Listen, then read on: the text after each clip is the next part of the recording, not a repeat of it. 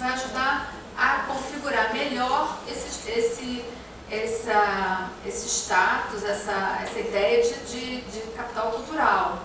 Então, eu não estudei a fundo o Guiri, estou curiosa em relação à sua pesquisa, mas quando você coloca essa questão dos dispositivos que ele traria e tal, eu acho que poderia ser interessante você discorrer um pouco mais sobre isso. E aí também eu acho que tem uma questão que é dentro numa questão da própria noção de patrimônio, é o que se fazia no mundo inteiro. Quer dizer, primeiramente o patrimônio era um objeto monumental, né? E depois, na realidade, se passa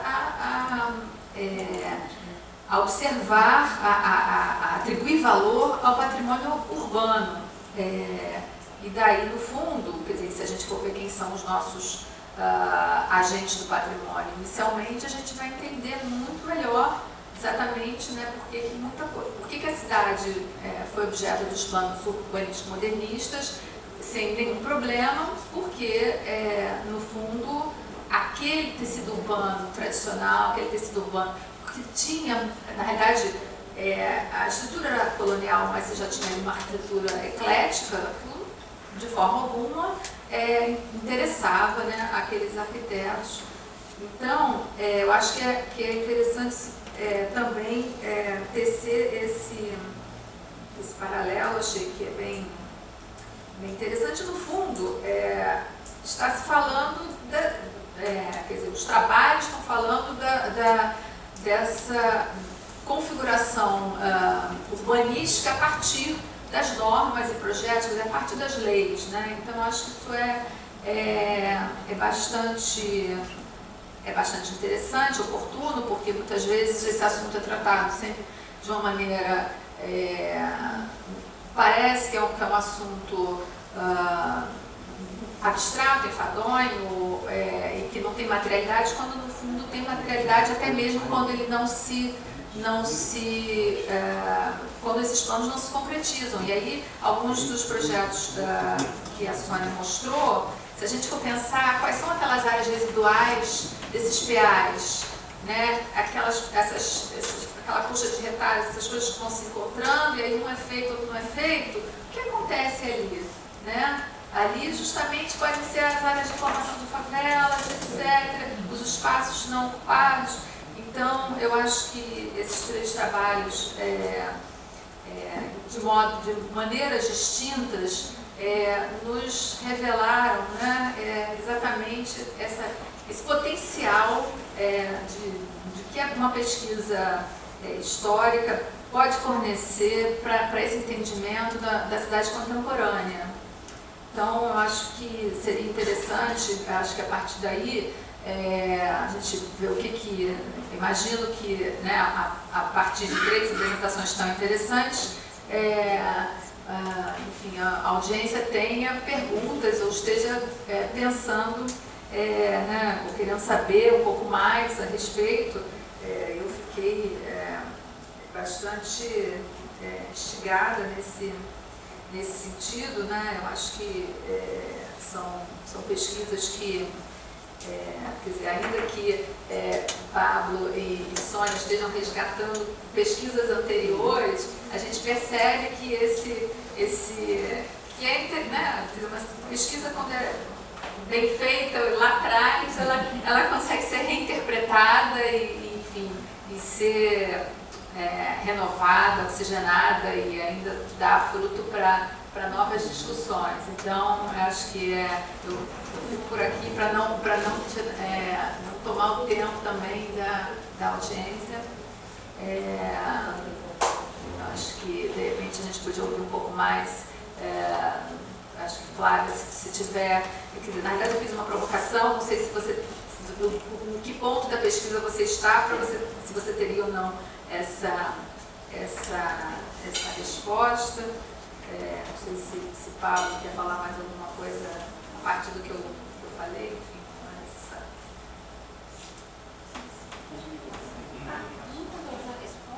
Posso fazer uma pergunta? Você estava falando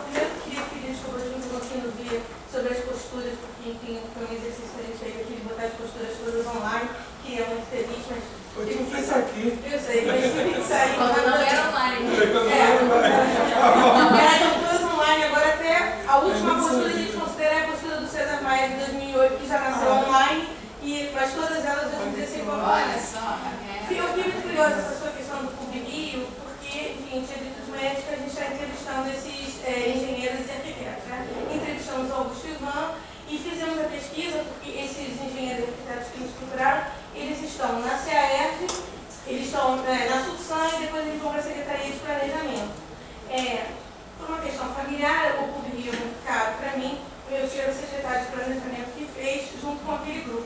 Eu queria saber um pouco assim, se você trabalhou com essas entrevistas, ou como é que você chega ao PUB-Rio, né? Porque a gente chegou ao PUB-Rio,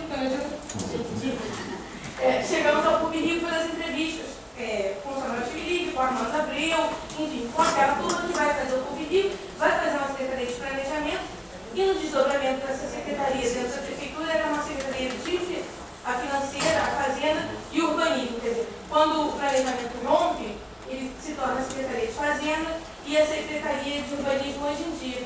Para a gente, o Rio chegou pelas entrevistas. Eu queria saber como é que foi a sua aproximação com ele. É isso. A vida que sabe tudo. O dia que eu achar que sim. Vocês querem fazer as considerações para depois já? Não, tudo bem. Vou começar. Bom, você falou a respeito dos vazios e dessas áreas de sobreposição ou de trechos que os projetos deixam, né, vazios. E na minha pesquisa eu observei várias áreas que depois se transformaram em ocupações de favelas. Uma foi em áreas assim que nos PA simplesmente eram grandes vazios, eram grandes brancos, né? Era um branco impossível de ser branco naquela região, naquele ponto, naquele momento, e simplesmente não eram desenhados, né? Um desses locais foi a favela da Hípica, né? Onde depois foi feita a Hípica. Outro foi um trecho perto, onde foi o Parque Proletário da Gávea. Outro local foi justamente a favela da Catacumba, que não estavam desenhados, né? Então, é incrível que quando a gente consegue juntar fotografias históricas, fotografias aéreas com esses mapas, é que a gente vê quanto de informação que não é desenhada de fato, que não foi desenhada na época. Então, quando eu encontrei em alguns PAs desenhos de casebres, eu falei assim, olha, isso aqui é uma coisa quase que inédita, né? A desapropriação de faixas para o canal, quer dizer, existia já uma ocupação no Alto do Leblon, né? Então, vários pontos na orla, no entorno da Lagoa do Rio de Freitas, eram pontos em que existiam ocupações, né? E essas ocupações não eram desenhadas. Então, isso é importante, a gente levar e falar a respeito, porque é como se não existisse, né? Não existiu aqui, né? Então, por que eu vou falar que existiu, né? É isso. Fácil. O que você coloca é interessante, porque são em geral as áreas onde tem situações ambientalmente frágeis, em geral, né? Você vê, por exemplo, a da Hípica, claramente um lugar onde tem aquele canal. Catacumba, não sei, mas é uma coisa provavelmente mais difícil de entender. E Gilotia? Pedreira, Claro. Então tem uma situação muito específica. Não, mas o que a Andrea coloca, eu acho assim, se você for, eu não fiz esse trabalho, mas seria até interessante com um desdobramento, né? Espacializar os códigos e o reator não me esconde, né? Mas o fato, assim, eu não fiz assim, concretamente, né? Não sei se tem algum trabalho que tenha feito, de repente até tem. Mas o que se depende disso é que você praticamente faria uma demolição de quase todo o centro da cidade, né? Mas ele propõe, isso. Sim, não, claramente Não tem jeito. Não tem jeito, Vamos não. acabar com tudo isso. Aí faz o desenho das novas planas. Aí desculpa, não tem jeito. Não vamos conseguir demolir assim, Pois é, mas o que é curioso instrumento é esse código, né? O código é uma coisa que você não tem que você não tem essa efetividade, quer dizer, só começa a ser efetivo a partir do instituto, da desapropriação. É a desapropriação que permite fazer esse tipo de coisa, né? E isso também é uma coisa também do que conserva e não conserva, né? Eu lembro que o Antônio Augusto uma vez me dizia que o que salvou o centro do Rio de Janeiro foram os PAs, né? Porque eles, na realidade, eles não permitiam, quer dizer, ele congelava com uma ideia e você não conseguia mexer, né? Então acho que é interessante a gente trabalhar isso. Agora, está embutido assim claramente a ideia de, nesse período que eu estudei, a destruição total, né? Então é uma combinação assim muito... E isso é curioso, né? Porque quando a Flávia coloca essa virada no PUV, né? De objeto para ambiente, acho que isso é um passo significativo, né? Embora também tenha a mesma suspeita que a Adriana tem em relação ao PUV, da efetividade dos mecanismos de fato de implementação, né? A gente sempre teve um pouco a suspeita de que foi um plano muito um pouco livresco, né?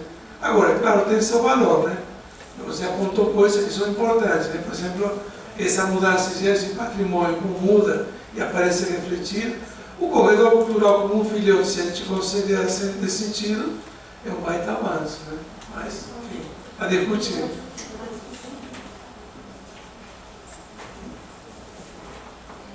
Obrigada, é tão bom estar entre os especialistas que a gente fica pensando, as perguntas são tão boas e interessantes, né, para pensar. De fato, é um trabalho está em andamento e eu tenho, enfim, questões, né, não tenho... Enfim. Uma das coisas que eu queria muito entender é qual que era o papel do planejamento e do patrimônio no período da ditadura civil-militar, né?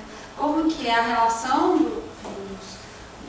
dos urbanistas e dos arquitetos com o Estado autoritário no que se refere ao planejamento, né, e ao patrimônio. Então, como é que é a circulação de ideias e a possibilidade de implementação dessas ideias nesse período? Entendendo aí a partir do que os historiadores têm colocado, Daniel Arão e outros, de que há uma ditadura civil-militar, de que há uma participação de civis muito grande. Então, que a gente tem relações muito complexas, né, entre Estado e sociedade nesse período, e como que a circulação de ideias a partir da ampliação do que seria o monumento, que é o marco é a Carta de Veneza em 64, que é o ano que começa a ditadura aqui, como é que uma coisa caminha, né, junto da outra. E eu não fiz igual a Margarete, não voltei no século XVI, a Margarete falou que ela chega em 60, volta no 16. Eu fiquei muito pensando em compreender qual é a gênese dessa circulação de ideias, onde ela se dá, de onde vem o patrimônio.